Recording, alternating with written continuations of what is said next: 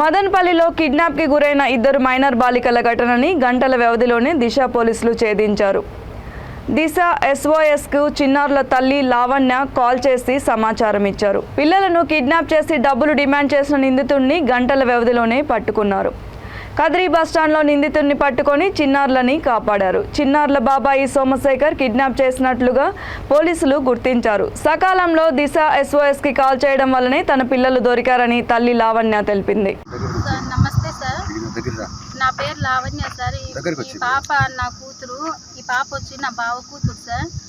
నేను మా 5 ఏళ్ళ ఈసారి నా భర్త చనిపోయి మా అమ్మోళ్ళ ఇంట్లో నా బిడ్డలను వాలంటరీగా జాబ్ చేసుకుంటూ నా పిల్లల్ని నేను సాక్కుంటా ఉన్నాను.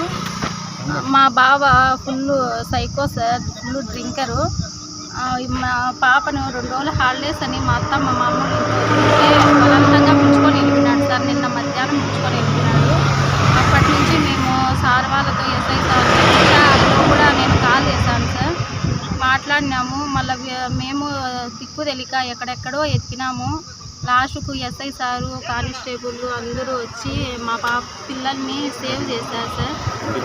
కదిరి బస్ స్టాండ్లో దొరికినారు సార్, సార్కి దొరికినారు.